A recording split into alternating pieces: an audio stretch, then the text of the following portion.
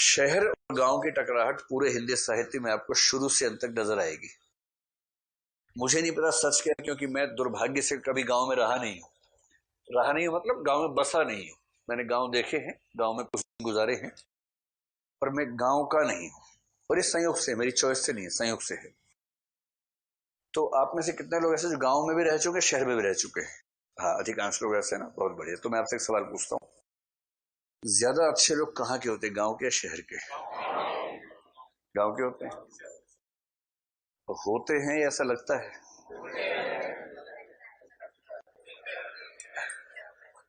होते हैं। किस सेंस में अच्छे होते हैं? क्या चीज? व्यवहार। मतलब दिल खोल के मिलते होंगे, आपस में मिलते होंगे। और ये सब गांव में होता होगा। बिना खाना खाने आने नहीं देंगे आपको, अगर आप उनके घर चले गए तो खाना खिला के भेजेंगे। ये वाली बात है ना। ये तो जो आप बता रहे हैं ना, मेरा प्रश्न वो था ही नहीं, दरअसल आप कुछ और बता रहे हैं।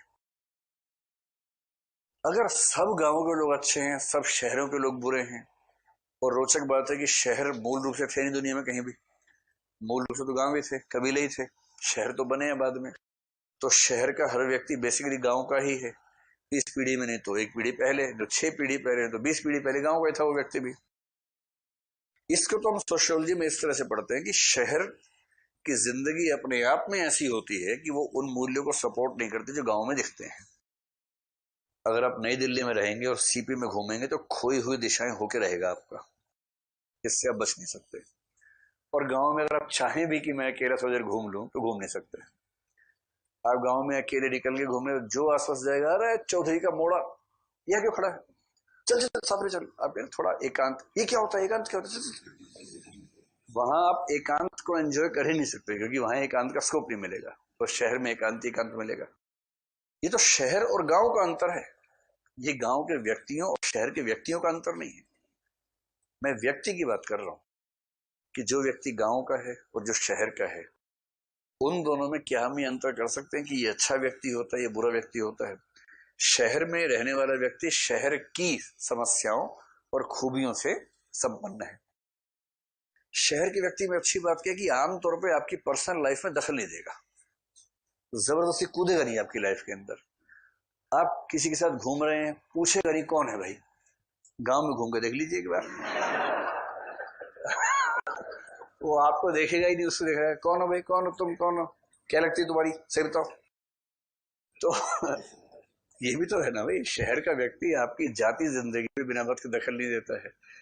एनोनिमिटी का सुख मिलता है, अनामिता का सुख मिलता है, गांव में वो नहीं मिलता है। तो मैं गांव और शहर का अंतर नहीं पूछ रहा आपसे, मैं गांव और शहर के व्यक्तियों का अंतर पूछ रहा हूँ। क्या हम ये कह सकते हैं कि गांव के व्यक्ति मूलतः अच्छे हैं जबकि शहर के व्यक्ति मूलतः खराब है? नहीं कह सकते ना, एक जैसे ही होते हैं बेसिकली। पहले मुझे भी ये भ्रांति थी, गांव के लोग बहुत सीधे होते हैं, बहुत सच्चे होते हैं, लेकिन मैंने कुछ कहानी इस बीच में सुन ली है गांव के लोगों की, तो उसके बाद से मेरा विश्वास डगमगा गया है। गांव में वो सब होता है जो शहर में होता है, बस ये है कि पर्दा पड़ा रहता है, चीजें बहुत पता नहीं लगती हैं। और उसी गांव के लोग घोर जातिवादी भी हो सकते हैं, घोर सांप्रदायिक भी होंगे, जबकि शहर का व्यक्ति सामान्यतः गांव की तुलना में कम जातिवादी, कम सांप्रदायिक होगा, जेंडर डिस्क्रिमिनेशन कम करेगा।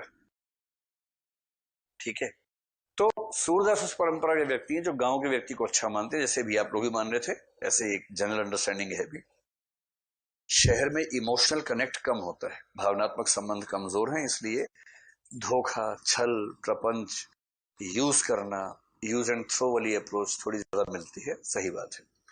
गांव में क्योंकि नजरें मिलानी पड़ती हैं, इसलिए उस दबाव में ऐसा करना आसान नहीं होता है, ये बात सही है।